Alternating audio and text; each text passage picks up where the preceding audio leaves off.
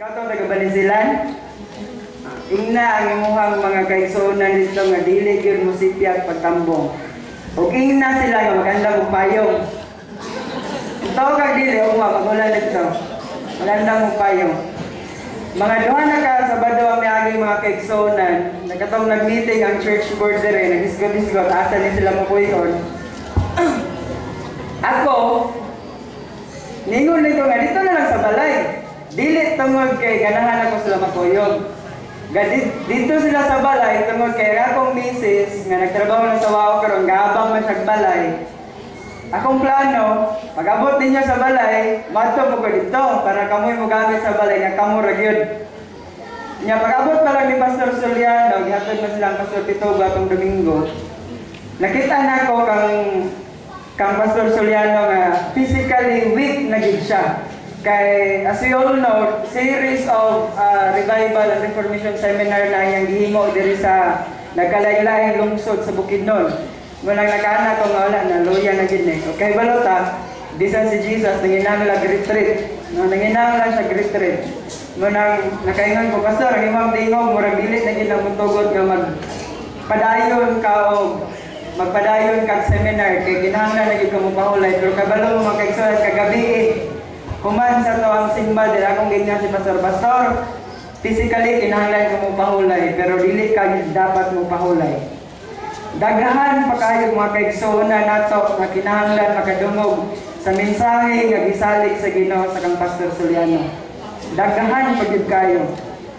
Gani mo tong nakaingon ko nga dili lang ko motambong sa seminar kay para sa mga kaigsuonan nato dire nakasayod na mga graduate ko theology. Nakaingon ko nga unsa pa may ikaingon ni Pastor Soliano nga wala na ako nahibalaan. No, natundan naman akong Daniel and Revelation. Unsa pa man ang iyang ikaingon nga wala na ako nahibalaan. Pero nagpasalamat ko sa Ginoo. Nga matod pa ni Pastor Soliano, kini siya nga Revival and Reformation Seminar. Dili ni siya ordinaryo nga seminar. This is an appointment by God with us. Appointment ni siya sa Ginoo kanato nga kaigsuonan. Personally, nalipay gyud ko nga ang Ginoo nag-appointment sa kuha. Nalipay gyud kayo ko kay ano?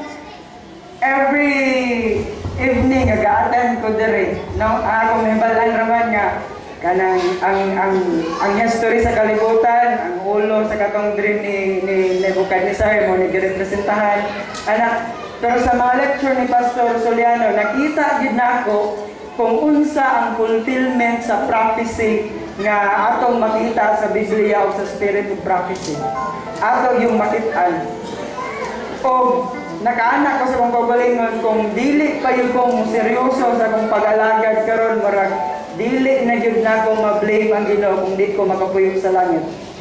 Kaya naman tataw o dayag kayo ang presentation mga kaigsuonan nga wala na ta sa chapter sa katapusan nga history sa kalibutan naa na ta sa last page. Naa na ta sa last page. Kaya naman ko sa bata ako mga kaigsuonan na ko sa church school nga eskwela.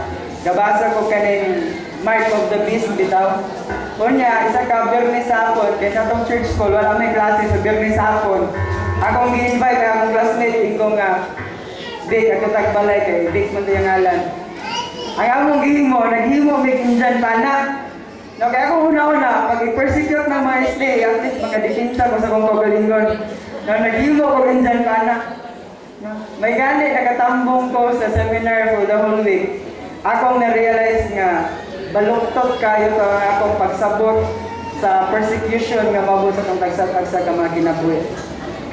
No, sa akong gikaingon, Igsoon, ang atong mga kaigsoon sa Banisilan, palihog, ipatambong itawag sila. O ginawa ito mga kaigsonan nga nakatambong sa seminar for the whole week. Dili na ito ikalimtan ang mga butang na atong nadunggan. Kung dili ato gining ibutang sa atong tagsa-tagsa ka mga panguna-una. O kanang mga persecution, maabot man yun na wonderfully or destructively, maabot man yun na siya. Pero sa katong first night pa lang sa wali ni Pastor, dapat ang question sa itong una-una, dili, what is or what are coming? Ang question sa itong una-una dapat, who is coming? Kaya kung atong hinumduman nga, ang question na who is coming, which gives us the answer nga, si Jesus Christ ang coming, it will give us peace of mind, it will give us the strength to go on. O ginaot pa, sa inyo ni Pastor ganina, ako na po nangihang yung utro, atong iampo ang kining revival and reformation seminar na magpadayon sa Banisilan. Nga hinaot pa, mas daghan na itong mga kaigsunan dito ng mga tambong o matambong o matandog sa mensahe nga ilang sa nga paminawan. Ngayon ako yung kanatunggan. Pero gusto ko po sanang malaman nyo. Before itong seminar natin, we have much struggle. Kaliwat kanan ang batikos bago magkaroon ng seminar na ito. But I praise God, first and foremost, I praise God. Against all odds, natuloy po ang seminar na ito. Kung kayo po ay very attentive doon sa introduction ko doon sa ating speaker, I said to the Lord, Lord, kung siya po hindi mo sinugo, may your will shall be done. Pero Lord, kung sinugo mo siya na magsalita sa aming harapan at ibigay ang mensahe ng Panginoon, kahit few lang ang umattend, I'm more than willing. Masayang-masaya po ako. But you can see people from the first day up to the last day, mga minamahal kong mga kapatid, parami po ng parami ang tao. Praise the Lord, Pastor Soliano, hindi po kayo nawalan ng lakas upang ipagpatuloy ang gawain ng Panginoon. Hindi ko na po i-elaborate kung ano ang mga struggles na ito. And even Pastor Bilyoso could testify on this. But I bring back the glory to the Lord. Hanggang ngayon po, 5 to 5 ang oras, tayo po 4 o'clock lang. Ang sabi ko po nga kay Pastor Rosler, even we pay an extra pay, we are more than willing to pay. Because for your soul, and for my soul, mga kapatid ko, can we say amen to God? Sa ginaganon sa atong audience, sa lektura na sukat na ginahimo ta natong Revelation Seminar, o niya din wa pa makita niyo ang ginaganon sama sa ginaganon nga nanambong sukat pa na itong Domingo bisan pa sa burnout. Nagpaila na di yun mapambang ang mga kunahuna, ang ilang kaugalingon din sa pagduol alang sa pagpaminaw sa lektura ng pagamahimo ni Pastor Soliano. Ako nakasaksi mga taigsonan nga din daghan diyo o bisan pa ganit sa mga lingkuranan na nigamit yan itong mga panahon sa asosasyon magkamao-mao karon ang nilaghanon sa lingkuranan na nigamit po nga itong seminar for 1 week time. Musa sa ngalan sa Iglesia sa Danao, atong pasalamatan ang presensya ni Mr. and Mrs. Soliano. Na sa bagay, sila nagsakripisyo silang kaugalingon alang sa katuyuan o pagtuloy sa atong dalan ng atong pagkasubayan. Usahay maligas na, usahay mapakyas na isang. Dahil nasod na sumala siyang lektora, nasod na reta sa pukot ni Satanas. Diya atong mamalandungan isang. Nga ang taksa na itong kaugalingon nga di magawas na sa pukot ni Satanas. Gikan daron og hangtod sa umabot na panahon, magpabilin sa atong alimpatakan ang lektor ni Pastor Soliano. Kaya sukan ang komentary sa mga kaigsonan, di gamit lang si Pastor Soliano sa Diyos. Di gamit sa Espiritu Santo. Nga din sukat, wapay nakahimo sa lektura na din nakapasabog yun nato mga kaigsonan. Nini, kapo nga, akong Sobrion Ningon. Salamat, Pastor and Mrs. Soriano and kabataan nila. Daghang salamat. May kapon. Nahibulong pud mi og nakakita kag mirakulo, nahibulong mi og yun sa pagpakaon sa Ginoo ang atong mga kaigsunan. Nasugod niya atong Agosto 4 og hangtod karon nagapadayon kami. Ngani karon akong nabantayan nga di ay salop na ang adlaw. Nag-awas ang panalangin sa Ginoo sa Iglesia sa Lurugan. Igsoon, salamat sa nangutanak kaganihan. Hinumdumi igsoon sa atong seminar, simple ragi kayo. Si Mrs. Ellen G. White nagaingon sa Spirit of Prophecy, wala gi pagalwason sa Ginoo kung dili ta magreforma. Reformation gyud igsoon.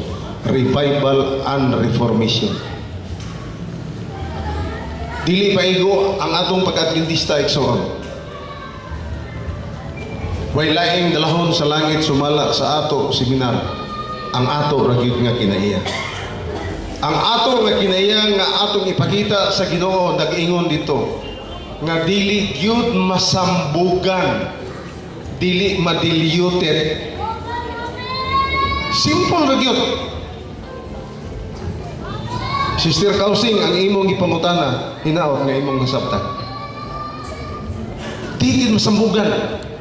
Siluso ang Ginoo, Sister Kausing. Maura gina siya. Simple lagi kayo.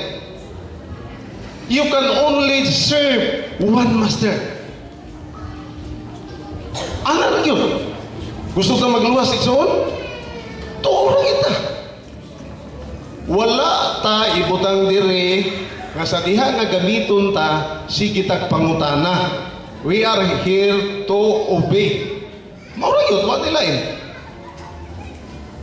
Unsay rason nga ngano ang mga Israelanon wala kabot sa gisugo sa Ginoo pagkabot dito.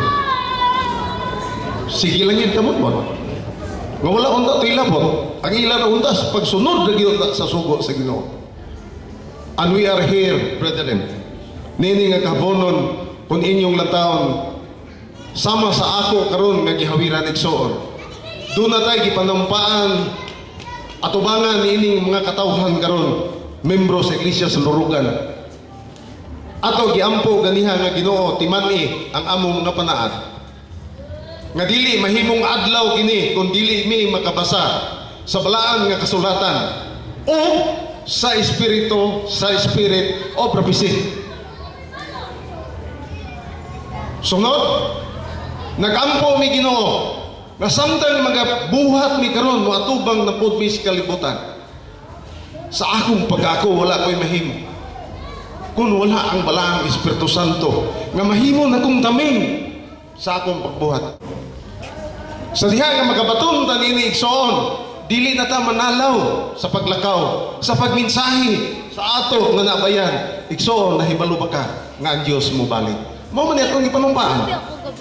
Sa ikatulo. Unsa ang ikaupat? Ginoo, paabuton ka nako hangtod sa imong pagbalik. Hinaot unta ang Dios magapanalangin ka nato igsoon. Timan-ani namo, brother and sister Soliano. Maginampoy ra kita. Walay butang dining kalibutan na igsoon nga atong madalas langit. Maginampoy ra kita. Ang ato Subalit, nagpapasalamat po kami kay Pastor Mandunga sa kasama ng Raymond sapagkat si Pastor Soliano po ay hindi po kami binigo sa kanyang imbitasyon doon sa aming maliit na church sa Obistondo. At nang maibahagi po sa amin yung unang part na ibinahagi sa mabanda, nalungkot po kami bagaman masaya-masaya kami sa katotohanan ng aming tinanggap. Ngunit ang problema, ang aming iniisip, paano madadala sa makapakinggan ng buong, ang panalangin ng pastor, ng buong Pangasinan ang mensahe na pinaabot nyo sa amin.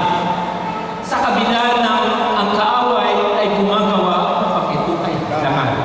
Kaya nag-bumisita po si Pastor, nagkataon po